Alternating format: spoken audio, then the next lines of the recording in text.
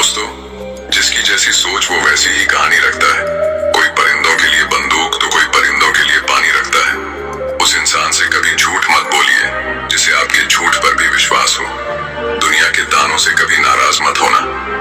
अनजान लोग तो हीरे को भी कांच का समझ लेते हैं। सच्चा रिश्ता एक अच्छी पुस्तक जैसा होता है। कितनी भी पुरानी हो जाए फिर भी शब्द नहीं बदलते। कामयाबी के दरवाजे उन्हीं के लिए खुलते हैं जो उन्हें खटखटाने की ताकत रखते हैं। जो लोग सब्र करते हैं या तो वो जीत जाते हैं या फिर सीख जाते हैं। जिंदगी में एक दूसरे के जैसा होना जरूरी नहीं होता, एक दूसरे के लिए होना जरूरी होता है। नमस्कार दोस्तों, धनी सेठ और एक गरीब आदमी की कहानी। दोस्तों, ये कहानी जानवर को भी इंसान बना सकती है। पत्थर की तरह मजबूत दिल रखने वाले की आंखों में भी आंसू आ जाएंगे। जिस गरीब आदमी को सेठ ने अपने महल के सामने एक रात्रि के लिए आश्रय नहीं दिया, उस गरीब आदमी ने सेठ के साथ कौन सा व्यवहार किया, इस कहानी से समझते हैं। दोस्तों, ये कहानी बड़ी ही शिक्षाप्रद, महत्वपूर्ण और ज्ञानवर्धक है। मेरा आपसे निवेदन है कि कहानी के अंत तक हमारे साथ में बने रहना। किसी नगर में एक बहुत धनी व्यापारी रहता था। उसके पास इतना धन था कि अपने रहने के लिए उस व्यापारी ने कई महल नुमा घर बना रखे थे। सेठ की सेवा के लिए उसके पास कई नौकर चाकर और कई तरह की सुख सुविधाएं थीं। यदि सेठ को एक महल से दूसरे महल तक जाना होता तो वह घोड़े पर चढ़ करके जाता था। सेठ का व्यापार पूरे नगर में फैला हुआ था और इसी कारण से उसे बहुत बार यात्राओं पर निकलना पड़ता था। परंतु सेठ इस व्यापारिक यात्राओं पर अकेला ही जाता था। किसी भी नौकर और अपने साथ किसी अन्य आदमी को लेकर के वह सेठ नहीं जाता था। इन यात्राओं के दौरान उसे कई बार घने जंगलों में होकर के निकलना पड़ता था और कई सराय में उसे रुकना पड़ता था। सेठ को अपने किसी भी नौकर पर विश्वास नहीं था, इसीलिए हमेशा वह सेठ अकेला ही यात्रा करने के लिए निकलता था। इसी तरह सेठ के दिन बीत रहे थे। एक बार की बात है, रात के समय वह सेठ अपने महल से सामने एक दिन टहल रहा था कि उसके सामने से एक बूढ़ा व्यक्ति आता हुआ दिखाई दिया। उस बूढ़े व्यक्ति के कपड़े बहुत ही फटे पुराने थे। सिर पर वह गठरी को लादे हुए थे।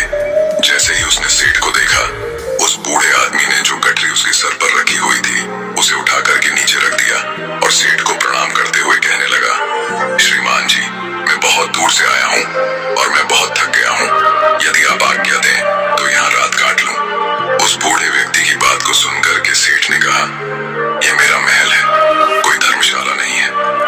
बूढ़ा व्यक्ति कहने लगा कि मैं केवल आपकी घुड़साल के बाहर ही पड़ा रहूंगा और सुबह होते ही यहाँ से मैं चला जाऊंगा। सेठ ने कहा, परंतु यहाँ तुम्हारी देखभाल कौन करेगा?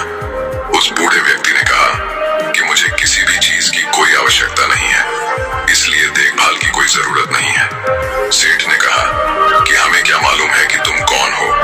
एक आदमी हमें रात भर के लिए तुम्हारी रखवाली के लिए यहाँ पर लगाना पड़ेगा। उस बूढ़े व्यक्ति ने कहा कि क्यों महाराज, ऐसा क्यों करना पड़ेगा आपको? सेठ ने कहा कि वह इसीलिए करना पड़ेगा कि रात को तुम कोई वस्तु उठा करके यहाँ से निकल ना जाओ। इस पर राम राम कहते हुए उस बूढ़े व्यक्ति ने अपने कानों को हाथ लगाया और सेठ को नमस्कार करते हुए अपने सिर पर उस गठरी को फिर से लाद लिया और वहां से चलने लगा। रात अंधेरी थी, आकाश में घने बादल छाए हुए थे, कभी कभी कुछ बूंदें भी होने लगती थी। आंधी आने का डर था। वह बूढ़ा व्यक्ति बुरी तरह से थक चुका था। उसके हाथ पैर काम नहीं कर रहे थे, उसका चलना फिरना कठिन था। परंतु सेठ के इन कट शब्दों ने उसे ऐसा घायल कर दिया था कि उसे अब उस नगर के किसी भी शहरी के पास जाकर के विश्राम करने का विचार छोड़ दिया था। जोरों की बरसात होने लगी। जिस तरह रात का अंधकार बढ़ता जा रहा था, उसी तरह से बूढ़ा आदमी भी अपने सर पर गठरी को लादे हुए आगे चला जा रहा था। समय बीतता गया। कुछ दिनों के बाद वह सेठ अपने मित्रों और अन्य सेवकों के साथ एक दिन शिकार खेलने के लिए जंगल में निकल पड़ा। शिकार खेलते समय उसे अपना घोड़ा एक हिरण के पीछे उसने लगा दिया। बहुत ही प्रयत्न करने के बाद वह उसके हाथ ना लगा और इसी दौड़ में वह सेठ अपने साथियों से आगे निकल चुका था। जंगल घना था और घने जंगल में घुस जाने के कारण वह सेठ अपने नगर का मार्ग भूल चुका था। लगभग कई घंटों वह जंगल में भटकता रहा। इतने में ही रात हो गई। बारिश चालू हो गई, आंधी चलने लगी और बादल छा गया। कोई भी ऐसा व्यक्ति नहीं था जो सेठ की किसी भी प्रकार से कोई सहायता कर सकता था, बेचारा थक करके चूर चूर हो गया। जब उसे कोई रास्ता नजर नहीं आया तो वह एक वृक्ष के नीचे बैठ गया। आंधी इतनी जोरों से बढ़ने लगी कि जंगल के जो वृक्ष थे वह सब टूट टूट करके गिरने लगे। आंधी के कारण अंधेरा बढ़ने लगा, हाथ को हाथ नहीं दिखाई दे रहा था। प्रकृति के इस प्रकोप से घबरा करके सेठ का जो घोड़ा था वह अपने बचाव के लिए इधर उधर भागने लगा। घोड़े का मालिक इतना थक चुका था कि उसे होश नहीं था। थोड़ी देर के बाद आंधी जब कुछ कम पड़, थोड़ी थोड़ी बरसात होने से चारों ओर जो फैली हुई धुल थी वह बैठ चुकी थी। आकाश को साफ हो गया था। तब सेठ ने देखा कि उसका घोड़ा उससे वहां से जुदा हो चुका है। उस सेठ ने उस घोड़े को 2000 रुपए देकर के खरीदा था और उस घोड़े से बहुत ही प्यार करता था। उसे पालने में उसने किसी तरह की कोई कसर नहीं छोड़ी थी। अब तो सेठ को घर पहुंचने की कोई भी उम्मीद नहीं थी। कहते कि सवेरा होने के आसपास रात का अंधकार बहुत बढ़ जाता है और इसी तरह आशा और सूर्य की किरणों के पहुंचने से पहले निराशा और दुख का अंधेरा भी बहुत अधिक हो जाता है। बहुत अधिक दुखी और निराश हो जाने पर उस सेठ को दूर से एक व्यक्ति आता हुआ दिखाई दिया। पहले तो उस व्यक्ति को देख करके वह सेठ सहम गया। कहीं यह कोई व्यक्ति चोर या डाकू ना हो जो उसे आकर के उसे लूट ले। परंतु जब उस व्यक्ति ने सेठ के पास आकर के नमस्कार करते हुए अपने होठों की मुस्कान से सेठ के हृदय को निर्मल कर दिया, सेठ को बड़ी उम्मीद दिखाई दी। उसे आशा का प्रकाश दिखाई देने लगा। हंसते हुए उस व्यक्ति ने सेठ से कहा, आप इतने क्यों घबराते हैं? साथियों के बिछड़ने से, राह भटकने से और किसी की सहायता न मिलने से कहते हुए सेठ ने अपनी सारी जो कहानी थी उस व्यक्ति को सुना दी। उस व्यक्ति ने जब सेठ की कहानी सुनी तो उसको सेठ पर दया आ गई और वह सेठ को लेकर के अपनी झोपड़ी में चला गया। वहां जाकर उसने बताया कि वह अपने पिता के साथ रहता है। जो भी रूखा सूखा भोजन हम लोग खाते हैं आप भी खा लेना और यहीं पर रुक करके विश्राम कर लेना। सेठ ने कहा कि परंतु मेरे घोड़े का क्या होगा? उस व्यक्ति ने कहा, सुबह होने से पहले मैं आपके घोड़े को किसी भी तरह से ढूंढ लूंगा। सेठ ने कहा कि वह कैसे ढूंढोगे? तुम बड़ा घना जंगल है, इतनी अंधेरी रात है, तुम कैसे ढूंढ सकोगे? उस व्यक्ति ने कहा कि मैं इस जंगल के कोने कोने से परिचित हूँ। सेठ ने कहा, तो क्या तुम मेरे साथियों को भी ढूंढ सकोगे? उस व्यक्ति ने कहा, यदि वे इस जंगल में हुए तो मैं अवश्य ही उन्हें ढूंढ निकालूं। इस उत्तर को सुनकर के उस अमीर सेठ को बड़ा ही संतोष हुआ। उसके मन में बड़ी उम्मीद जगी और इस तरह से वह सेठ पूरी तरह से निश्चिंत हो चुका था। वह अब भी सोया नहीं था कि उस व्यक्ति ने सेठ के सामने एक दूध का कटोरा ला करके रख दिया।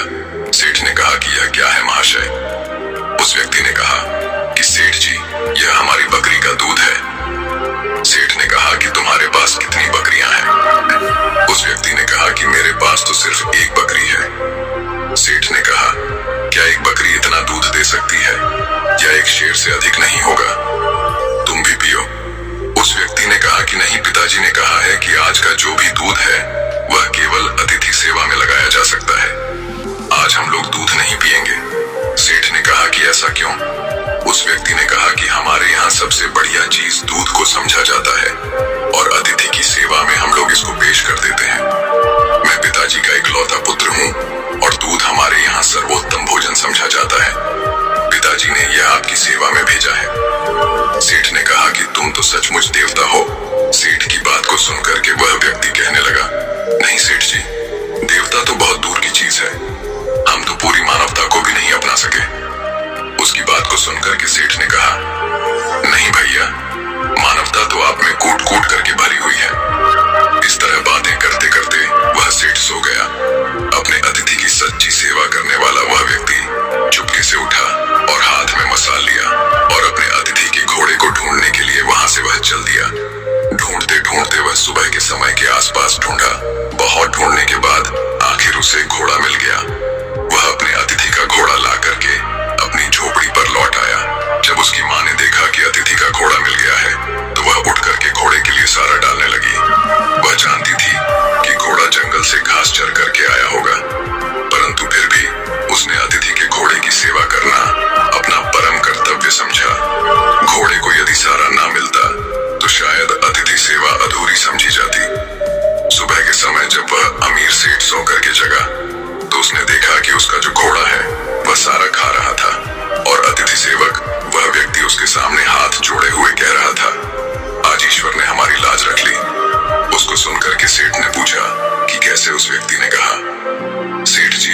थोड़ा सा कुशल मिल गया। यदि वह सामने की ओर निकल जाता तो शायद बाघ उसे अपना शिकार बना लेता। इतना सुनकर कि उस सेठ ने उस व्यक्ति को बहुत सा धन्यवाद दिया। इस समय उसे व्यक्ति की वृद्ध माता ने अतिथि के लिए दूध का कटोरा भर करके भेज दिया। दूध पी लेने के बाद सेठ घर लौटने की इच्छा प्रकट करते हुए कहा, मैं तुम्हारे पिताजी से मिलना चाहता हूँ। वह नवयुवक अपने पिता को बुलाने के लिए गया। उसके पिता बिस्तर पर लेटे हुए आराम कर रहे थे। उस युवक ने पहुंच करके कहा कि पिताजी जो अतिथि महाशय हैं वह आपको याद कर रहे हैं। उस पिताजी ने पूछा कि किस लिए। पुत्र ने कहा कि वे जानना चाहते हैं। पिता ने कहा, उनसे कहो कि कुछ दिन और ठहरे। पुत्र ने कहा कि मैंने कहा था परंतु वह नहीं मानते। पिता ने कहा, अच्छा तो उन्हें उनके घर तक छोड़ करके आओ। पुत्र ने कहा, जाने से पहले वह आपके दर्शन करना चाहते हैं। पिता ने कहा, बेटा अच्छा तो यही होगा कि मैं उनसे ना मिलूं। पिता की इस तरह की बात को सुनकर के पुत्र को कुछ आश्चर्य हुआ। उसने अपने पिता के सामने मुख से कभी कोई शब्द नहीं कहा था। आज वह पिता को इस प्रकार देखने लगा मानो उसकी आंखों में शब्द कोई लिखा हो। पिता ने पुत्र के प्रश्न को पढ़ लिया और उसे धीरे से समझाता हुआ कहने लगा, बेटे तुम शायद यही पूछना चाहते हो कि मैं अतिथि से इस प्रकार दूर रह करके उसका निरादर क्यों कर रहा हूँ। असल में मेरी इस बात में भी अतिथि का सत्कार का भाव ही भरा हुआ है। पुत्र ने पिता की बात को सुन के कहा, मैं इस अनादर में आदर की भावना को समझ नहीं सका। पिताजी, पिता ने कहा, समझाओ भी कैसे? ऐसी कौन सी कठिन बात है जो मुझे न समझ सके? पिता ने कहा, यह एक व्यर्थ घटना है जिसके बारे में बताना नहीं चाहता। पुत्र ने कहा कि अच्छा तो अतिथि महोदय से आपके बारे में क्या कहूं? पिता ने कहा कि यही कि पिताजी बूढ़े हैं और रोगी भी हैं। वह बिस्तर से उठकर कि चलने फिरने में असमर्थ इसलिए उनका बाहर आना कठिन है। पुत्र ने अपने पिता का जो संदेश था वह जाकर के उस सेठ को सुना दिया। इस बात को सुनकर के सेठ कहने लगा, इस पवित्र स्थान पर आकर के मैं ऐसे महात्मा को देखे बिना यहाँ से कैसे वापस चला जाऊं, जिसके घर में भूले भटके को मार्ग दिखाया जाता है, जहाँ अतिथि की सेवा की जाती है, जी जान लगा करके की जाती है, जहाँ अजनबी अतिथि के घोड़े को ढूंढने के लिए घर वाले अपनी जान की बाजी लगा देते हैं, और जहाँ जो घर की गृहिणी है वह अपना खान पान उठा करके अतिथि के घोड़े की पेट भरने के लिए तैयार करती है। तुम्हारे पिता को देखकर ही मेरा जीवन सफल हो सकता है। सेठ का संदेश पुत्र ने पिता तक पहुंचा दिया। अब बूढ़ा क्या करता, उसे सेठ के सामने आना ही पड़ा। सेठ ने देखते ही पहचान लिया कि यह तो वही बूढ़ा है जो कुछ दिन पहले उनके महल के सामने सर पर गठरी उठाए हुए आया था। एक रात के लिए उसने आश्रय मांगा था और सेठ ने उसे चोर तक कह दिया था। कितनी दानव थी उसके दुर्व्यवहार में। इस वृद्ध के पुत्र ने अपनी मानवता का परिचय देकर कि उस सेठ के हृदय को बिल्कुल बदल दिया था। अमीर सेठ हाथ जोड़ करके खड़ा हो गया और अपने दुर्व्यवहार के लिए उस बूढ़े व्यक्ति से क्षमा याचना करने लगा। बूढ़े व्यक्ति ने कहा, आपकी ओर से क्षमा याचना का प्रश्न ही पैदा नहीं होता है, क्योंकि मैं बाहर आकर के आपको उस पुरानी घटना की याद नहीं दिलाना चाहता था। आपके आग्रह को मैं टाल नहीं सका, इसीलिए मुझे यहाँ आना पड़ा। इससे शायद आपको बड़ा दुख हुआ हो, अतः मुझे आपसे क्षमा मांगनी चाहिए। सेठ ने कहा, कितना ऊंचा है आपका व्यक्तित्व। इतना कह करके वह अमीर सेठ उस वृद्ध के चरणों में गिर पड़ा। उसके नेत्रों से पश्चाताप के आंसू झर रहे थे। उसके होंठ फड़फड़ा रहे थे, मानो वह यही कह रहे हो कि इस बूढ़े की झोपड़ी महलों से भी ऊंची है, क्योंकि जहां मानवता का निवास है। इसके बाद उस सेठ को सुरक्षित वह सेठ अपने घर में लौट आया। इस घटना के बाद उस सेठ का हृदय परिवर्तन हो गया। जहां कठोर हृदय वाला वह सेठ था, उसे किसी पर विश्वास और दया की भावना उसके मन में नहीं होती थी। वही सेठ बिल्कुल बदल चुका था। अब वह दीन और दुखियों की सेवा करता और उसके द्वार पर आने वाले जो भी अतिथि थे उनका पूरा स्वागत सत्कार करने लगा। सेठ का पूरा परिवर्तन हो चुका था। जो पत्थर दिल सेठ था वह पूरी तरह से पिघल चुका था। दोस्तों, ये कहानी आपको कैसी लगी है एक प्यारा सा कमेंट करके जरूर बताना। और यदि वीडियो आपको पसंद आया है, अच्छा लगा है, तो इस वीडियो को लाइक शेयर करके चैनल को सब्सक्राइब जरूर कर देना। तो चलिए फिर मिलते हैं ऐसी एक और नई वीडियो में एक नए मैसेज के साथ। तब तक के लिए अपना ख्याल रखें।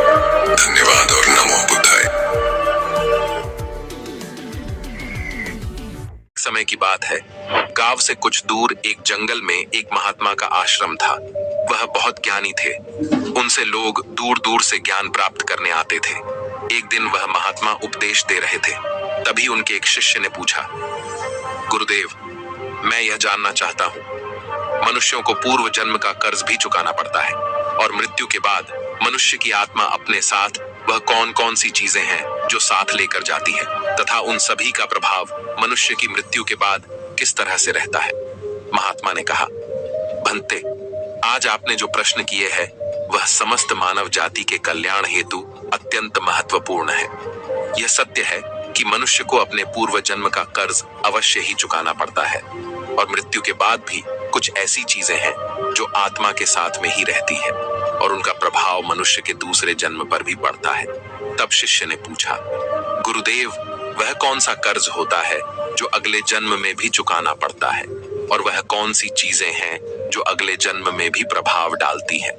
फिर महात्मा ने कहा, आज मैं आपको इसी विषय में एक कथा सुनाता हूँ। आप इस कथा को ध्यान लगाकर पूरा सुनोगे तो आपको आपके सभी प्रश्नों के उत्तर अवश्य मिल जाएंगे। आगे महात्मा कहते हैं, एक समय की बात है, किसी नगर में संतोष नाम का एक ब्राह्मण रहता था और उसकी पत्नी का नाम शकुंतला था। वह अत्यंत गरीब घर में जन्मा था, लेकिन वह अत्यंत बुद्धिमान और मेहनती था। जब वह निर्धन था तब उसे धन की अधिक लालसा नहीं थी, लेकिन अपनी मेहनत के जोर पर जैसे जैसे उसके पास धन का संग्रह होने लगा, तब वह दिन रात उस धन को बढ़ाने की चिंता में डूबा रहता था। उसकी पत्नी रूपाली भी धन की अत्यधिक लालची स्त्री थी। आप तो जानते ही हैं कि धन की लालसा ऐसी होती है जो बढ़ते धन के साथ साथ बढ़ती ही जाती है। संतोष अब ऐसा सोचता था कि काश उसे कोई ऐसी युक्ति मिल जाए जिससे कुछ ही दिनों में धन में हजारों गुना बढ़ोतरी हो जाए। पहले वह धन को चंचल और हाथ का मैल समझता था और कहता था, धन का क्या है, वह तो हमेशा आता जाता रहता है। लेकिन तब वह मूर्ख था। अब उसकी आंखें खुल गई थीं और वह धन का अत्यधिक संग्रह करने लगा। उस धन से दान, धर्म आदि करने लगा तथा वह साधु और मेहनतों की सेवा में लगाता था। पहले उसकी ईश्वर में बड़ी ही श्रद्धा थी, किंतु समय बीतने के साथ साथ धन के लालच की भड़कती हुई ज्वाला ने उसके अन्य सभी सद्गुणों को भी जला दिया। धन की लालसा ने उसकी अंतरात्मा को हमेशा के लिए नष्ट कर दिया। पहले जब भी संतोष के द्वार पर कोई साधु महात्मा आते तो उसका मुख फूलों की तरह खिल उठता था, परंतु अब आदर सत्कार के समय मुख पर निराशा और मायूसी ही रहती थी।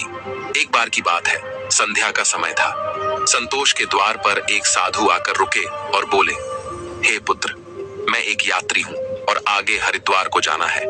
आज की रात बिताने के लिए साधु को स्थान मिल जाए तो अच्छा होगा। मैं बड़ी ही आशा से आपके द्वार पर आया हूँ। उस साधु का मुख संतोष की मूर्ति था, आंखों में अमृत और मुंह में शहद सी मिठास, जिस कारण से संतोष का हृदय भक्ति भाव से भर गया। वह उन्हें प्रणाम करते हुए बोला, जरूर महात्मा जी, आपकी सेवा करना तो मेरा परम धर्म है। तब वे साधु मुस्कुराते हुए कहते हैं, बेटा, आजकल के समय में तुम्हारे जैसे भक्ति भाव वाले पुरुष बड़ी मुश्किल से ही मिलते हैं। इस संसार से धर्म का भाव ही जैसे उठ गया है। इस प्रकार से साधु के मुख से अपनी प्रशंसा सुनकर संतोष का हृदय खिल उठा। उसको ऐसा प्रतीत हुआ मानो उसे स्वर्ग में ही स्थान मिल गया हो। उसके होठों पर शब्द आ ही गए थे, लेकिन उन्हें दबा दिया और उनसे कहा, महाराज, अगर हम आप जैसे संतों की सेवा नहीं करेंगे तो इस मानव जीवन का क्या लाभ। ऐसा कहते हुए संतोष उन महात्मा को अपने घर के अंदर ले गया। जब उन्होंने घर में प्रवेश किया तब संतोष ने उनके स्वागत सत्कार में कोई कमी नहीं छोड़ी। खाने के लिए स्वादिष्ट भोजन बनवाया, नाना प्रकार की मिठाई बनवाई। उसके बाद दाल और सब्जियों में इतना घी डाला जैसे नदी की धारा में जल बहता है। भले ही संतोष उन महात्मा को इतने पौष्टिक आहार देने के पक्ष में नहीं था, लेकिन महात्मा की बातों में कुछ ऐसी शक्तियां थीं कि उसके वर्षों पुराने विचार चंद पलों में बदल गए। जैसे सूखी धरती पर एक दिन की बारिश से हरियाली छा जाती है। इस भक्ति भाव से महात्मा का दिल खुश हो गया। रात भर बातें होती रही, ज्ञान और भक्ति की चर्चाएं चलती रहीं। अंत में संतोष ने पूछा कि महात्मा जी, आप साधु कैसे बने। साधु ने हंसकर उत्तर दिया, बेटा, बुढ़ापा आ गया है, अब क्या सारी उम्र गृहस्थी में ही फंसा रहूंगा। कुछ हरि भजन भी तो करना चाहिए। ईश्वर कृपा से बहुत धन कमाया है। मेरे 3 पुत्र हैं और एक कन्या भी है।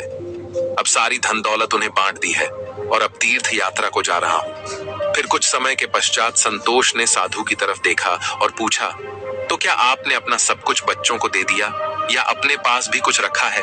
तभी साधु ने उत्तर दिया, बेटा मेरे हाथ में जो यह लाठी देख रहे हो यह अंदर से खोखली है। इसमें मैंने 400 स्वर्ण मुद्राएं डाल रखी हैं। यात्रा में कभी कभी धन की आवश्यकता भी पड़ जाती है। ये कहते कहते साधु को नींद लग गई, लेकिन संतोष की आंखें जाग रही थीं।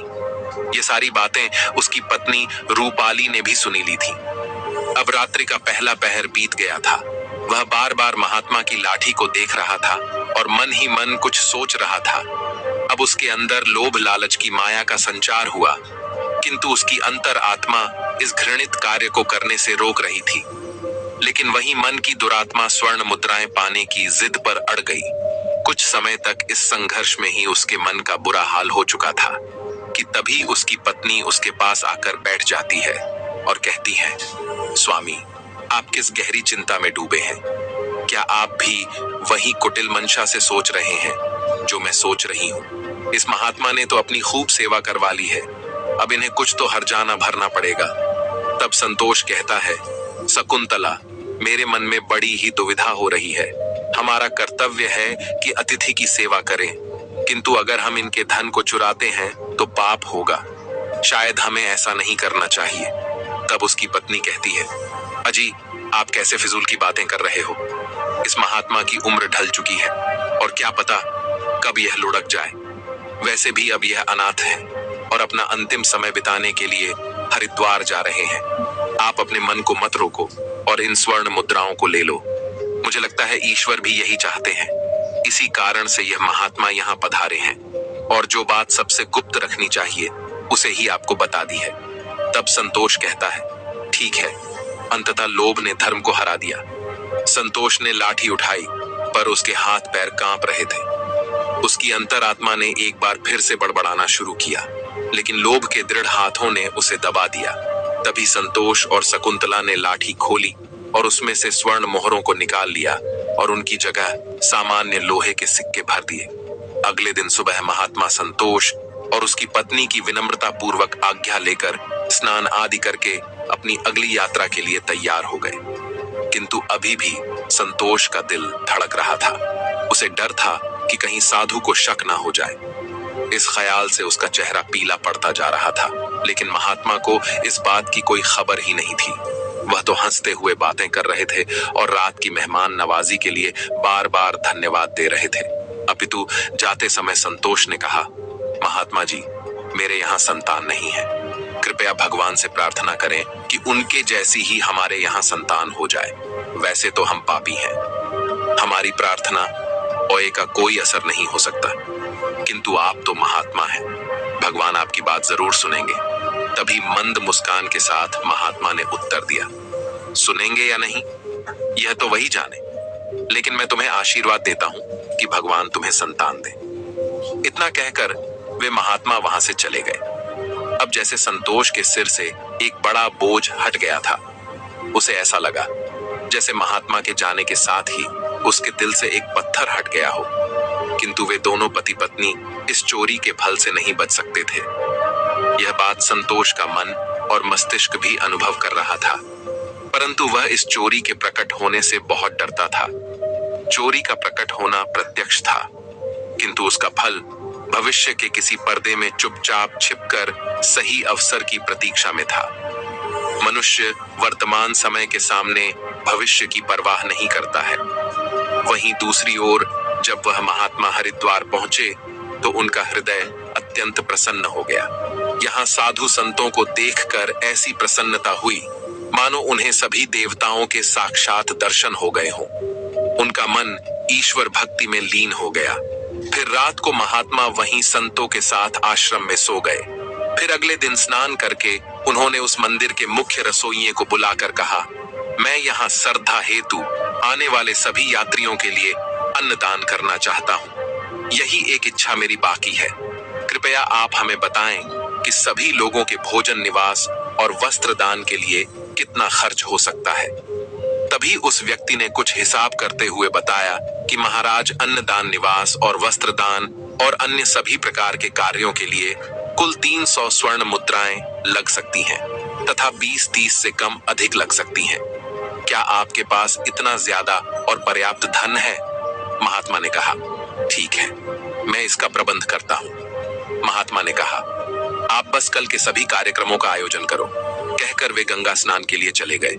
फिर अगले दिन उनके कहे अनुसार उस रसोइये ने पूरा आयोजन किया। हरिद्वार के परिसर में बड़ी ही धूमधाम और खुशी के साथ अन्नदान, वस्त्रदान, भजन आदि कार्यों को संपन्न किया। वहां मौजूद सभी लोग देखकर खुशी से कहने लगे, महात्मा स्वयं गरीब होकर कितने उदार हैं और जिनके पास धन की कोई कमी नहीं होती, वे व्यर्थ के दिखावे में लुटा देते हैं, परंतु धर्म की राह पर एक कौड़ी भी खर्च नहीं करते। यह एक नेक दिल मनुष्य है जिसने अपना धर्म समझा और धर्म के सामने धन का मोह नहीं देखा। अपनी प्रशंसा सुनकर महात्मा की खुशी का कोई ठिकाना न रहा। उनका हृदय आनंद से प्रसन्न हो रहा था, किंतु दूसरी ओर उसका भाग्य रो रहा था। जब संध्या हुई, महात्मा ने अपने कमरे का दरवाजा बंद किया और लाठी को खोलकर देखा तो लाठी के अंदर लोहे के सिक्कों को देखकर उसका हृदय कांप गया। उसे ऐसा प्रतीत हुआ मानो वह कोई भयानक स्वप्न देख रहे हो। उसे अपनी आंखों पर यकीन नहीं हो रहा था। वह चाहते थे कि यह स्वप्न जल्द से जल्द टूट जाए, पर यह कोई ऐसा स्वप्न नहीं था जिससे नींद खुल जाए। उसने बार बार अपनी आंख मलमल कर देखा, पर सिक्के वहीं थे, लोहे के। अब उस महात्मा को थोड़ी ही देर में रसोइये को हिसाब करके उनका धन लौटाना था। उसने सोचा, अब क्या होगा? अपमान की छवि उसकी आंखों के सामने खींच गई। वह कहने लगा, हे प्रभु, आप मुझे क्षमा करें। महात्मा कांपते हुए खड़े हो गए। उन्हें अपमान का ख्याल अपमान से भी ज्यादा डरावना लग रहा था। अब उनमें इसे सहन करने की शक्ति नहीं थी। वे कुछ देर तक सोते रहे और उन्होंने अचानक से दरवाजा बंद कर लिया और साथ ही उम्मीदों के द्वार भी बंद हो गए। महात्मा ने चारपाई की रस्सियों को निकाला और उन्हें छत से लटका दिया। अब मौत दरवाजे पर खड़ी थी कि तभी महात्मा की अंतरात्मा ने उपदेश दिया। दिमाग ने भी सलाह दी कि यह तुम क्या कर रहे हो? आत्महत्या सबसे बड़ा निंदनीय कर्म है, ऐसा मत करो।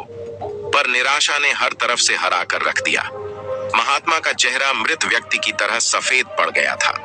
तब उसने चारपाई पर खड़े होकर अपनी गर्दन में फंदा डाला और कांपते हुए पैरों से चारपाई को ठोकर मार दी। वह महात्मा फांसी पर झूल गए और उसकी मौत हो गई। जहां सुबह बहुत सुखपूर्वक और शांत थी, लेकिन किसे पता था कि शाम इतनी दुखद होगी। कुछ ही समय बाद यह घटना का चारों ओर फैल गई। यह सब देखकर उस रसोइये ने ही महात्मा का अंतिम संस्कार किया और फिर से भगवान का नाम लेकर अपने काम में लग गया। वो महात्मा तो मर गए, लेकिन उनका आशीर्वाद अभी भी जीवित था। 1 साल के भीतर ही वह चोर ब्राह्मण संतोष के घर में एक पुत्र का जन्म हुआ। इस अवसर पर संतोष ऐसे प्रसन्न था मानो सारे संसार का धन उसे मिल गया हो। अब तो अंधेरे घर में प्रकाश छा गया था। उसके पैर धरती पर ना पड़ते थे। उसने बालक का नामकरण संस्कार बड़ी ही धूमधाम से किया। इस उत्सव के अवसर पर एक नगर भोज दिया गया। उस दिन संतोष ने अपनी सारी जिंदगी की कंजूसी निकाल दी और धन को पानी की तरह बहाया और बालक का नाम संकेत रखा गया।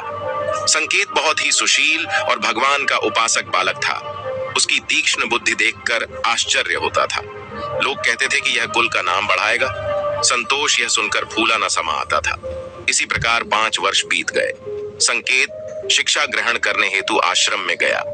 वहां भी उसके गुणों का विकास होने लगा। वह हमेशा अपनी कक्षा में प्रथम आया करता था। संतोष यह देखकर ईश्वर को धन्यवाद करता था, लेकिन कभी कभी जब उसे उस महात्मा के साथ अपने दुर्व्यवहार की याद आती तो उसके दिल में चुभन होती और उसकी आत्मा पर एक अनजाना सा डर छा जाता था। उसे बार बार अपने ऊपर गुस्सा आता था। वह अक्सर मन ही मन दुखी होते रहता और मन ही मन कहता कि मेरी बुद्धि कैसी खोटी थी, मैंने ऐसी मूर्खता क्यों की। लेकिन बीता हुआ समय उसके हाथ में नहीं आ सकता था। उसने स्वर्ण की 400 मोहरों को एक लाल वस्त्र में बांधकर संदूक में रख दिया और यह निश्चय किया कि वह उस महात्मा को वापस दे देगा। फिर उसने महात्मा की खोज शुरू कर दी। कई लोगों को भेजा, लेकिन वह उस महात्मा तक नहीं पहुंच सका। इतना समय बीत गया कि अब संतोष उस घटना को भूल गया, परंतु स्वर्ण मुद्राएं अभी भी एक लाल वस्त्र में लिपटी हुई उसी संदूक में पड़ी थी। समय गुजरता गया और संकेत अब 21 वर्ष का हो गया था। साथ ही उसे एक बीमारी ने जकड़ रखा था और संकेत के इलाज में काफी धन का खर्च हो रहा था। फिर एक दिन अचानक संतोष अपनी पत्नी शकुंतला और बेटे संकेत के साथ हरिद्वार के लिए निकल पड़ा। वहां पहुंचकर वे एक आश्रम में ठहरे। वहां संतोष को पता चला कि उनके बेटे संकेत का व्यवहार साधुओं जैसा हो रहा है। उसके अंदर वैराग्य आ रहा है। वह दिन रात साधुओं के डेरे में समय बिताता और जब भी किसी दीन दुखी या गरीब को देखता तो उसकी मदद करता था। इसे देखकर संतोष बहुत परेशान होता था, पर वह कुछ कर नहीं पाता था। संकेत उसकी इकलौती संतान थी। उसका मुख देखकर संतोष का क्रोध शांत हो जाता था। वह बहुत सोचता था, परंतु संकेत के इस स्वभाव का कारण उसे समझ में नहीं आता था। फिर दूसरे दिन संध्या के समय संतोष भजन कर अपने आश्रम की तरफ लौट रहा था कि रास्ते में एक बूढ़ा आदमी उसे रोता हुआ मिला। तब संकेत ने आश्चर्य से पूछा, भाई रोते क्यों हो? तब वह बूढ़ा आदमी कहने लगा, बेटा क्या कहूं, कहते हुए लज्जा आती है।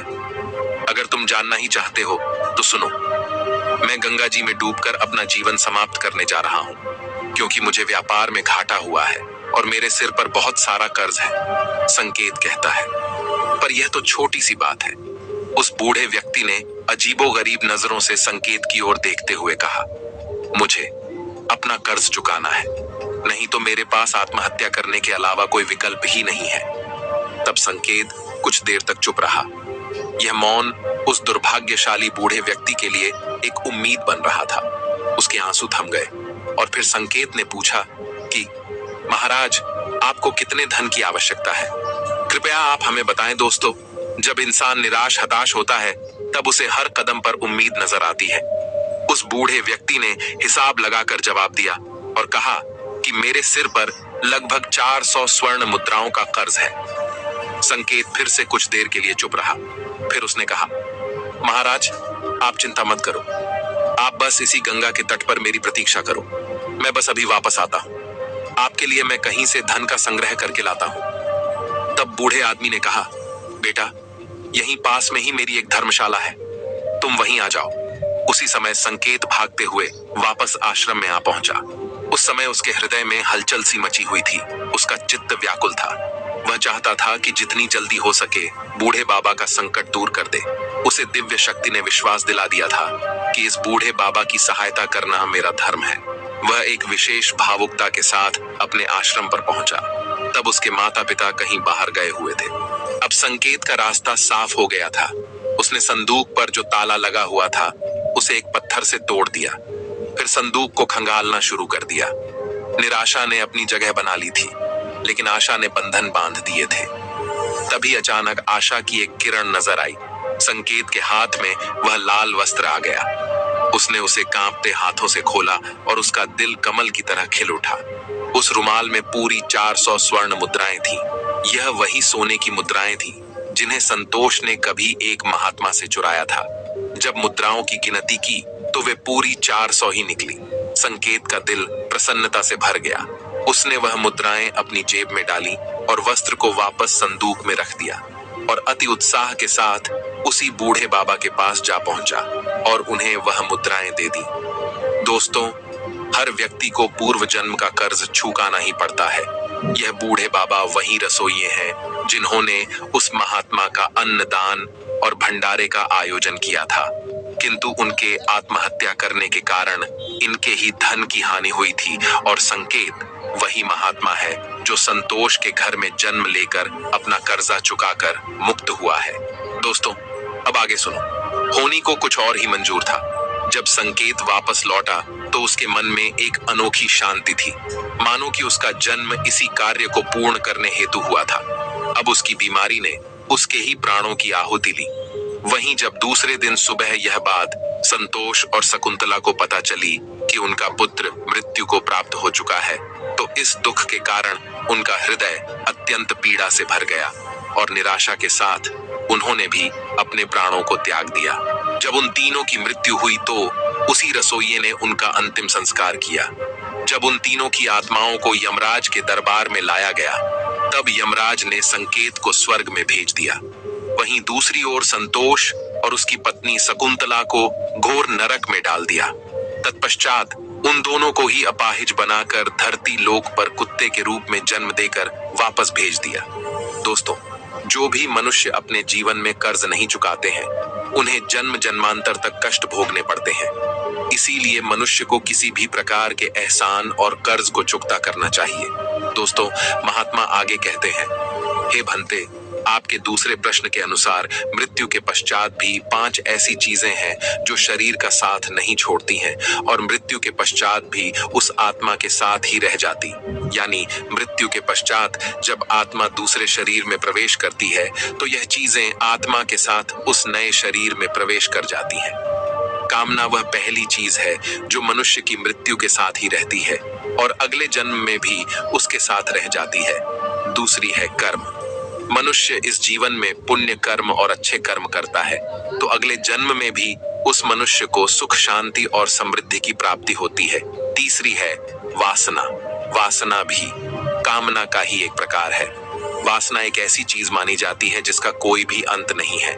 मृत्यु की चौखट पर आए हुए लोग भी वासना से मुक्त नहीं हो पाते हैं। इस सांसारिक सुख की चाहत और काम की इच्छा वासना कहलाती है। मन की शांति और ज्ञान ही एकमात्र वस्तु है जो वासना से मुक्ति दिलवा सकती है। चौथी है स्मृति या ज्ञान। बुद्धिमान मनुष्य हमेशा ही बुद्धिमान और विवेकशील रहते हैं, जिस कारण से उन्हें जल्दी मुक्ति की प्राप्ति होती है। और 5वीं बात है कर्ज। यह एक ऐसी चीज है जो मनुष्य के मरने के बाद भी उसका पीछा नहीं छोड़ती है। अगर किसी से कर्ज लिया है तो उसे मरने से पहले जरूर छू देना चाहिए। लिया गया कर्ज और दिया गया कर्ज जन्म जन्मांतर तक उस मनुष्य के साथ ही रहता है। अगर कोई मनुष्य कर्ज लेकर मरता है तो उसका कर्ज परलोक में वापस मांगा जाता है, साथ ही उसे अपने कर्ज की सजा भी दी जाती है। इतना ही नहीं, पुनर्जन्म में उस कर्ज के भरण के तौर पर उस मनुष्य के शरीर के किसी भी हिस्से को अपंग या अपाहिज बना दिया जाता है। अगले मिलने वाले जन्म में भी वो व्यक्ति सुख सुविधाओं से दूर रहता है और हमेशा अपने जीवन में असफल रह जाता है। तो दोस्तों, कैसी लगी आपको ये कहानी? आप हमें कमेंट सेक्शन में जरूर बताना और अच्छी लगी हो तो इस चैनल को सब्सक्राइब जरूर कर लेना। तो चलिए मिलते हैं ऐसी ही कोई नई कहानी में। तब तक के लिए अपना ख्याल रखिए। धन्यवाद और नमो बुद्धाय।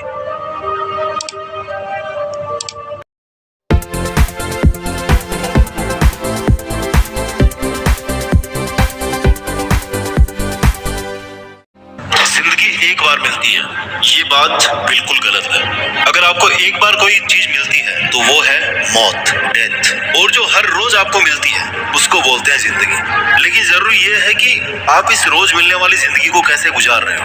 What is the self discipline? Self discipline क्यों जरूरी है? कैसे अपनी लाइफ में आप लेकर के आओ। आपको पता है कि ये काम आपको करना चाहिए। आपको सुबह 4 बजे उठ करके स्टडी करना चाहिए। आपको पता है, आपको पता होने में और उसको एक्चुअल में होने में जो डिफरेंस है ना, जो गैप है, उस गैप को भरता है सेल्फ डिसिप्लिन। आपको क्या करना चाहिए और आप क्या कर रहे हैं, इन दोनों में अगर डिफरेंस क्रिएट हो रहा है तो that is due to the self discipline. अगर आप वो कर पा रहे हैं जो आप करना चाहते हैं या आपको जो करना चाहिए, that mean you are self disciplined.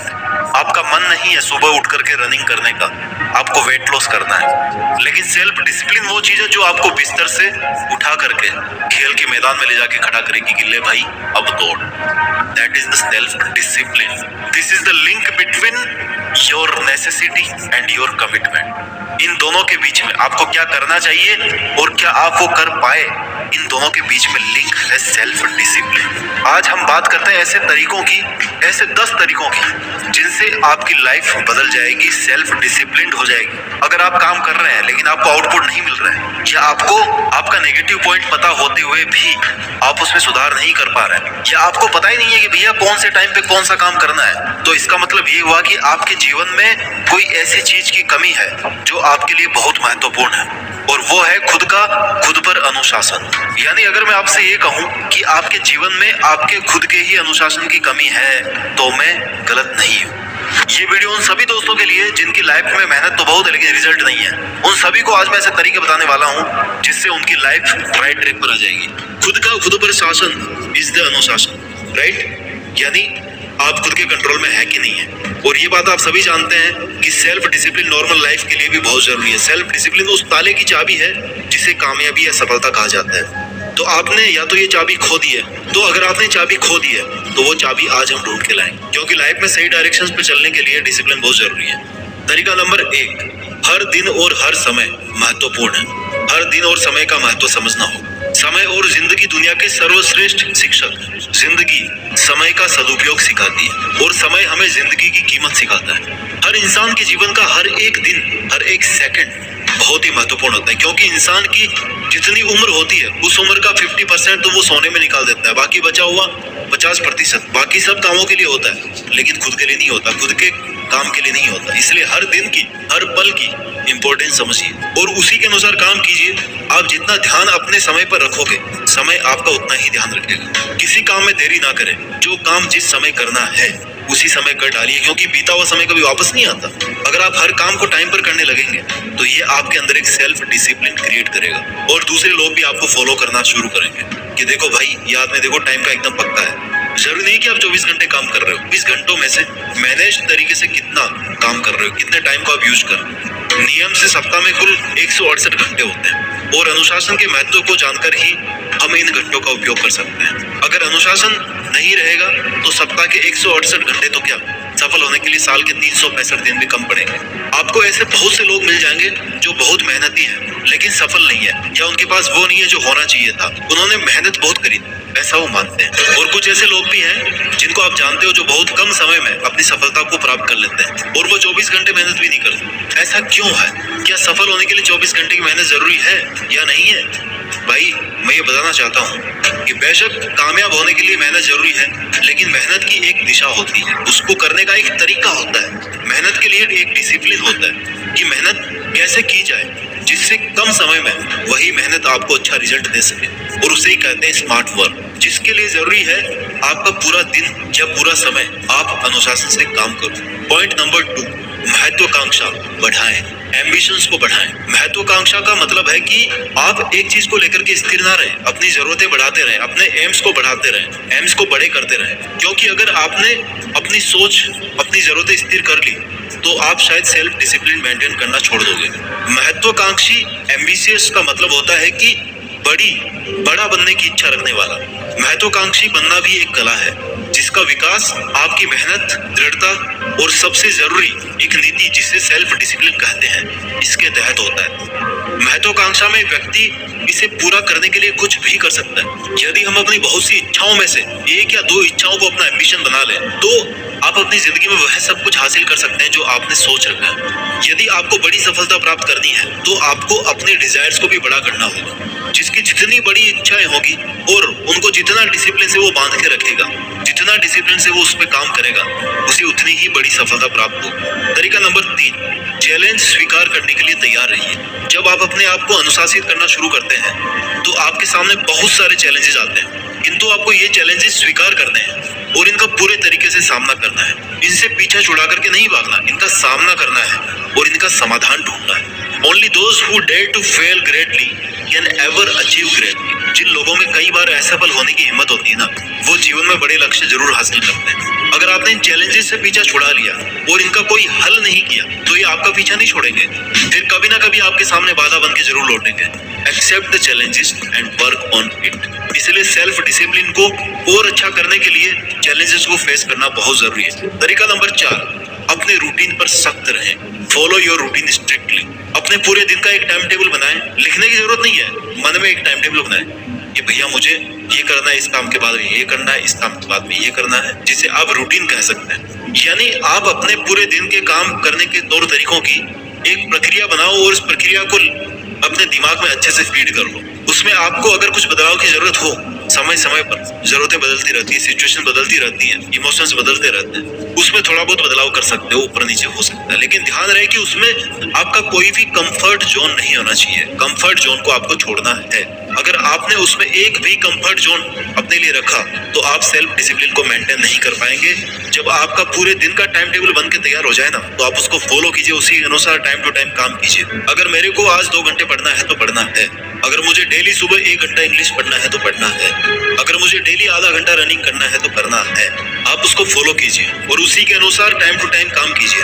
Time to time काम करने से आपका जीवन आसान हो जाता है, क्योंकि सही समय पर किया हुआ काम आपको परिणाम अच्छा देता है। जो आपने सोचा है उसको पाने के लिए जरूरी है कि आप फिक्स टाइम टेबल से अपना काम करें। ऐसा नहीं है कि सुबह को होने वाला काम शाम को कर रहे हो, आज 1 घंटा पढ़ लिया तो कल 18 घंटे पढ़ रहे हो, परसों बीमार पड़ गए, एक दिन पार्टी में खराब हो गया और एक दिन पूरा सोने में चला गया। नो, ऐसा नहीं होना चाहिए। There should be some regularity, क्योंकि ऐसा करने से आपको पता भी नहीं चलेगा कि आपका 1 महीना, 1 साल, कई साल ऐसे बर्बाद होते जाएंगे अगर आपको कोई शेड्यूल नहीं रहा तो, कोई डिसिप्लिन नहीं रहा तो। क्योंकि दोस्तों ये हो सकता है कि या तो आपने जो अपना टारगेट फिक्स किया है उसको अनुशासित रहकर अच्छी मेहनत से, अच्छे स्मार्ट वर्क के साथ 6 महीने या 1 साल में अचीव कर लें, या फिर धीरे धीरे आराम से करते करते करते 6, 7, 8, 10 साल ऐसे बिता दें।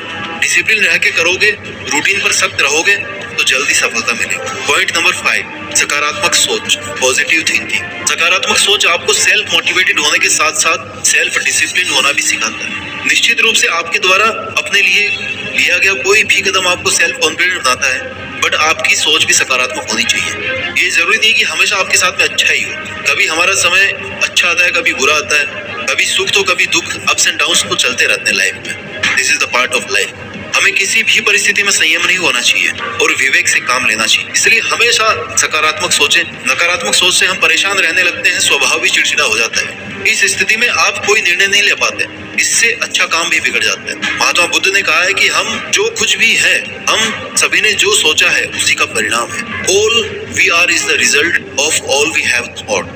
आज हम वही हैं जो हमने कभी ना कभी सोचा होगा। सकारात्मक कार्रवाई करने के लिए एक सकारात्मक दृष्टि विकसित करनी होगी। अब अपने आप से ये कहिए कि एक दिन मैं भी अपनी कहानी बताऊंगा कि मैं कहां से आया और अभी और कैसे सकारात्मक रहा। जीवन की कठिन से कठिन परिस्थितियों को भी हल कर सकने का विश्वास ही हमारी सकारात्मक सोच है। मुश्किल से मुश्किल दौर में भी हिम्मत बनाए रखना हमारे सकारात्मक सोच की शक्ति है। किसी भी मुश्किल कार्य को करने की हिम्मत भी हमें हमारे सकारात्मक सोच से ही मिलती है। हम किसी काम को जितने ज्यादा सकारात्मकता से करेंगे, काम उतना ही सटीक और सफल होता जाएगा। आज तक के सभी सफल व्यक्तियों के सफलता का राज कहीं ना कहीं उनकी सकारात्मक सोच ही है। सकारात्मकता केवल हमारी सफलता की नहीं बल्कि हमारे अच्छे स्वास्थ्य की भी कुंजी है। सकारात्मकता से आत्म अनुशासन यानी कि सेल्फ डिसिप्लिन अपने आप क्रिएट होता है। तरीका नंबर 6, गलतियों को स्वीकार कीजिए।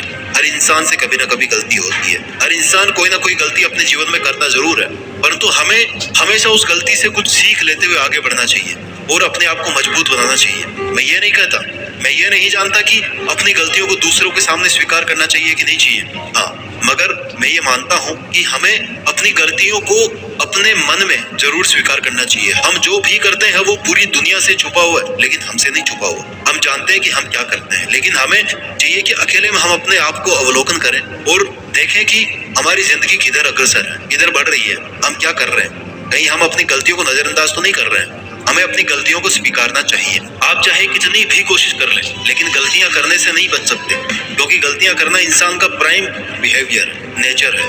याद रखें, गलतियां करना बुरा नहीं है, गलतियां दोहराना और गलतियों से कुछ सीख नहीं लेना बुरा है। क्योंकि गलतियों से ही इंसान सीखता है, संवरता है, और अपनी गलतियों से सीख रहा है मतलब वो सेल्फ डिसिप्लिन है। जिसने आज तक कभी गलती देखी ही नहीं अपनी, मतलब उसने कभी कुछ नया करने की कोशिश नहीं। इसलिए मेरा मानना है कि इंसान के समुचित विकास के लिए गलतियां करना जरूरी है। इसलिए इंसान को गलतियों से बचने की नहीं बल्कि गलतियों से सीखने की कोशिश करना चाहिए। मैं कहता हूँ कि जितनी चाहे उतनी गलतियां करो, रोज नई नई गलतियां करो, लेकिन उन गलतियों से सीखो।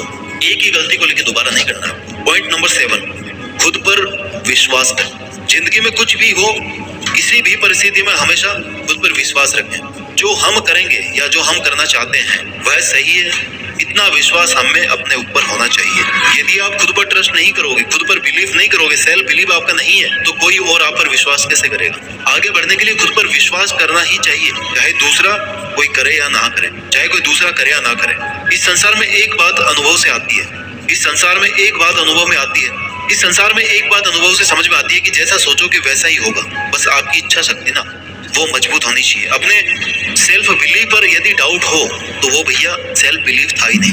अपने आप पर किया गया विश्वास दूसरों से धोखा खाने से बचाता है। जिसको स्वयं पर विश्वास होता है ना, वो कुछ भी कर सकता है। जीवन में कई बार कई कारणों से हम निराश हो जाते हैं, कभी असफलता से, कभी किसी उम्मीद के टूट जाने से, कभी किसी हार से हमारा मनोबल टूट जाता है, हम निराशा से घिर जाते हैं। ऐसे समय पर आवश्यकता होती है कि एक नई उम्मीद की किरण जो हमें फिर से उठ करके खड़ा होने में सहायता करे, and that is the self believe. समय और परिस्थितियों को बदलने में देर नहीं लगती। आज यदि हम नाकाम हैं तो कल जरूर कामयाब होंगे। बस थोड़ा सा सब्र, खुद को अनुशासन में ढालने का चाहिए, खुद पर विश्वास रखने की आवश्यकता होगी। A disciplined mind leads to happiness। तरीका नंबर 8, नई चीजें सीखें। हमेशा हर छोटी से छोटी या बड़ी से बड़ी चीजों से जिंदगी की सीख लें। ये आपको बेहतर बनाने में बहुत मदद करेगी। वह अपनी जिंदगी में सफलता और तरक्की दोनों हासिल करते हैं जो रोज अपने आप कुछ नया सीखने की कोशिश करें। कहते हैं कि खाली दिमाग शैतान का घर होता है, इसलिए फ्री रहने से बेहतर है कि कुछ नया ट्राई करो। कुछ नया सीखोगे, अपने ब्रेन को काम में लोगे तो सेल्फ डिसिप्लिन भी आपकी लाइफ में आ जाएगा, आपकी लाइफ का एक हिस्सा बन जाएगा। कुछ नया सीखने की कोशिश में खुद से सवाल कीजिए। महान वैज्ञानिक आइंस्टीन कहते थे कि वो स्मार्ट नहीं है, बस सवाल करने के लिए उत्सुक रहते हैं। वे किसी समस्या को देखते हुए उसके साथ धैर्य पूर्वक ठहरना जानते हैं। क्रिएटिविटी और क्वेश्चन पूछना, इन दोनों में बहुत गहरा संबंध है। ऐसा होता तो क्या होता, ये सवाल खुद से पूछने पर जब आप उसका जवाब ढूंढने के लिए खुद से संघर्ष करेंगे ना, तो अपने आप आपको नया सीखने को मिलेगा। सही एजुकेशन, सही शिक्षा हर बात को लेकर सवाल करना सिखाती है। सवाल करना हमारी स्वाभाविक प्रवृत्ति है। आपको अपनी डेली लाइफ से कुछ नया सीखना है और उसे सही तरीके से अपने जीवन में उतारना है ताकि आप भी एक सक्सेसफुल पर्सन बन जाओ। इसलिए रोज कुछ नया सीखते रहें और कामयाब बने। तरीका नंबर 9, पॉइंट नंबर 9, स्वयं से प्यार करें। अगर आप अपने आप को सेल्फ डिसिप्लिन रखना चाहते हैं तो आपके लिए जरूरी है कि आप खुद से प्यार करें। पॉइंट नंबर 10, लक्ष्य निर्धारित करें। लक्ष्य को निर्धारित करना बहुत जरूरी है और वो भी सही दिशा में। बेहतर भविष्य के लिए बेहतर सोच का होना कितना जरूरी है, ये बात पता होनी चाहिए। टारगेट्स आपको ये बताएंगे कि आपको लाइफ में आगे कैसे बढ़ना है। कुछ उपलब्धियों को हासिल करने में पूरा जीवन लग जाता है और कुछ उपलब्धियां आप एक दिन में भी हासिल कर सकते हो। यानी कि टारगेट्स अलग अलग तरह के होते हैं। आज आपको क्या करना है, एक महीने में आपको क्या करना है, एक साल में क्या करना है और आपकी पूरी लाइफ में क्या करना है, ये आपके पास में टारगेट होना चाहिए। वीडियो के लास्ट में यही बोलना चाहूंगा कि स्वस्थ रहें, खुश रहें, सबका सम्मान करें और सेल्फ डिसिप्लिन रहें। अपने समय का अपने जीवन में सही इस्तेमाल करें, खुद को वक्त दें, खुद से प्यार करें और अपने गोल्स के लिए ईमानदारी से मेहनत करें। मेहनत करके देश में अपना ही नहीं बल्कि दुनिया में देश का नाम करें। जय हिंद, वंदे मातरम। बहुत देख लिया हमने अच्छा बनकर, जमाने ने दुख और ठोकरों के सिवा और कुछ नहीं दिया, तो चलो अब हम बुरे ही सही देखते हैं कि क्या होता है। बदनामी भी जरूरी है जीतने के लिए, सपनों को पाने के लिए समझदार नहीं पागल बनना पड़ता है। बहुत देखा है जिंदगी में समझदार बनकर, पर मंजिल हमेशा पागल बनकर ही मिलती है। हाँ, वही पागल जिसके बारे में लोग बात करना पसंद नहीं करते, वही वाला पागल जो कुछ भी कर सकता है और जिसका किसी को विश्वास नहीं, वही वाला पागल जिसका कोई टाइम वेस्ट नहीं कर सकता, क्योंकि उससे बात करने में ना किसी को इंटरेस्ट नहीं होता। वो बदनाम है, पागल है। अगर तू अपने सपनों का महल खड़ा करना चाहता है ना, तो तुझे वही वाला पागल बनना पड़ेगा। मेहनत करने से अगर तू बदनाम हो रहा है ना, तो कोई दिक्कत नहीं है। ऐसा पागल बनेगा ना, लोगों की नजरों में, लोगों के शब्दों में अगर बदनाम होगा, तभी तू अपना पूरा टाइम अपने टारगेट पर फोकस कर पाएगा। और जब तू ऐसा बन पाएगा, तब तुझसे लोगों को कोई मतलब नहीं होगा और ना ही लोगों से तुझे कोई फर्क पड़ेगा। गांठ बांध लो मेरी ये बात, अपनी जीत के लिए पागल बनना पड़ता है, बदनाम होना पड़ता है। आजकल की दुनिया बड़ी स्वार्थी है दोस्त। जैसे ही तुझे कुछ अच्छा करते हुए देखेगी ना, तुझे डिस्ट्रैक्ट करने चली जाएगी। अगर तू बुरा नहीं बना तो वो बुरा बन जाएंगे। तेरे अलावा कोई नहीं चाहता कि तू सफल हो, तू कुछ अच्छा करे। कब तक तू लोगों की हाँ में हाँ मिलाता रहेगा? ना कहना सीख। कब तक तू सीधा साधा शरीफ बंदा बनकर रहेगा? थोड़ा बुरा बनना सीख, लोगों की नजरों में चुभना सीख, क्योंकि लोगों का ध्यान अगर तुझ पे है ना, तो ये भी श्योर है कि वो तेरा टाइम वेस्ट करेंगे, तेरा ध्यान हटाने की कोशिश करेंगे। इसलिए सबकी नजरों में गिर जा, कोई फर्क नहीं पड़ता तुझे लोग क्या कह रहे हैं, तेरे बारे में क्या बातें कर रहे हैं, तेरे दोस्त तेरे बारे में क्या कह रहे हैं, तेरा पड़ोसी क्या कह रहा है। तुझसे लोग, रिश्तेदार या दोस्त अगर ये भी कहते ना कि यार आजकल तू हमें भूल गया है, बहुत बड़ा बन गया है क्या, हम बुलाए और तू ना आए, इतनी तो तेरी औकात भी नहीं, आजकल कहाँ गायब रहता है? कहीं तू अपनी औकात से ज्यादा बड़ा करने की तो नहीं सोच रहा? तेरे से नहीं हो पाएगा भाई। चल हमारे साथ मजे करते हैं, कल कर लेना, आज नहीं करेगा तो क्या हो जाएगा? होने वाला तो तुझसे वैसे भी नहीं है, इसलिए एक दिन तो मजे कर ले हमारे साथ। वैसे भी तूने एक बार पहले ट्राई किया था ना, क्या हुआ? मैं तो तेरे जितना पढ़ता भी नहीं था, फिर भी तेरे से अच्छी रैंक आई। ये सब सुनकर भी तुझे एग्रेसिव नहीं होना है, उन्हें पलटकर जवाब नहीं देना है, सिर्फ अपने काम से काम रखना है, तुझे किसी की बातों में नहीं आना, अंडरग्राउंड हो जा, मत दिख किसी को। कोई जरूरी नहीं है किसी पार्टी फंक्शन में जाके अपना टाइम वेस्ट करने की, बहुत जिंदगी है तेरे पास ये सब करने के लिए, लेकिन मेहनत करने के लिए लिमिटेड टाइम है। लोगों की फिजूल बातों को मोटिवेशन बनाकर पढ़, स्टेबल रहकर अपना काम कर, भटक मत, लोगों की बातों में आकर दुखी मत हो, खुद का मोरल डाउन मत कर, अपने सपनों की आग को कम मत होने दे। तू वही कर जिसमें तेरा इंटरेस्ट है, जिसमें तू नंबर 1 रह सकता है वही कर। थोड़ा टाइम ज्यादा भी लग जाए ना तो कोई बात नहीं, उसका रिजल्ट उतना ही पॉजिटिव और जबरदस्त रहने वाला है। कहीं नहीं जाने वाले तेरे दोस्त, रिश्तेदार, पड़ोसी, जब तू सफल हो जाएगा ना, इनकी राय अपने आप तेरी तरफदारी करने लगेंगी। इसलिए जब तक सफल नहीं हो जाता बुरा बन के रहे, जो नहीं कर सकता उसके लिए सीधे मना कर, बाकी के लोग क्या कर रहे हैं छोड़, तेरे अपने सपनों के लिए तू क्या कर सकता है बस उस पे ध्यान दे। तुझे अग्रवाल साहब के बेटे जैसा बनने की जरूरत नहीं है, शर्मा साहब जैसे बेटे बनने की जरूरत नहीं है, तेरे दोस्त की नौकरी लगने पर तुझे बिना पसंद की नौकरी लेने की, या फिर तेरे पापा के कहने पर पड़ोसियों की शादी में जाने की, इनकी जरूरत नहीं है। फालतू के 4 लोगों की बातों में आकर अपना मन खराब करके अपने टारगेट को बदलने की, या फिर जैसा सब कहे ना वैसा करने की कोई जरूरत नहीं है।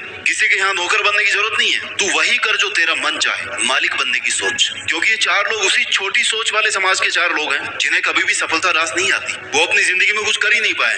बुरी लग रही होगी मेरी बातें क्योंकि कड़वी है, मगर यही सच है। लोगों की बातों में आकर तू सिर्फ बर्बाद हो सकता है, तू बड़ा नहीं बन सकता। इसलिए लोगों की नजरों में इतने बुरे बन जाओ ना कि फिर लोग तुमसे हर उम्मीद छोड़ दे। वो तुम्हें किसी भी पार्टी फंक्शन में जाने को नहीं बोलेंगे, किसी से मिलने जुलने को नहीं बोलेंगे, बस इतना बुरा बन जाओ। क्योंकि ये बदनामी, ये बुराई तुम्हारे काम आने वाली है, तुम्हारा समय बचने वाला है। फालतू लोगों के इंटरेक्शन से आपको दूर रखने वाली बातें तेरे माइंड को शांत रखने वाली है। क्योंकि किसी को इतना मौका मत दो कि वो तुम्हें अपनी बात मनवाने पर मजबूर कर दे। क्यों किसी के हाथों की कठपुतली बनना चाहता है? लोगों से आजाद रहना सीख, और लोगों से आजादी बदनामी होकर ही मिल सकती है। कुछ बड़ा करने के लिए ना कुछ अलग करना पड़ता है, और ये बात तू भी जानता है, तो फिर क्यों भीड़ का हिस्सा बना जा रहा है? खुद की अलग पहचान बनाने के लिए ना पहले लोगों से अलग होना पड़ता है, तभी अलग पहचान बनेगी। भीड़ सहारा दे सकती है लेकिन पहचान नहीं दे सकती। अगर तुझे तेरा नाम चाहिए ना खुद का, तो तुझे बाकी सब लोगों से ज्यादा मेहनत करनी पड़ेगी, सबसे अलग होना ही पड़ेगा। खुद को उस जोन में ले जाना पड़ेगा जहाँ सिर्फ तू और तेरे सपने हो। वहां पर अगर लोग और लोगों के विचार पहुंच भी गए ना, तो तेरा भीड़ से अलग होना मुश्किल हो सकता है। जिस रास्ते पर तू चल रहा है अगर वो सही है, तो बाकी पूरी दुनिया के अगर तुम्हें गलत बताए ना, तो उससे तुम्हें कोई फर्क नहीं पड़ना चाहिए। तुम्हें पता है कि तुम सही रास्ते पर चलकर ईमानदारी से अपने लक्ष्य तक एक दिन पहुंच ही जाओगे। तो फिर फालतू लोगों की बातों को सुनकर अपना टाइम वेस्ट मत कर। लोग उंगली उसी पर उठाते हैं जिसके सामने वो अपनी नजर नहीं उठा सकते।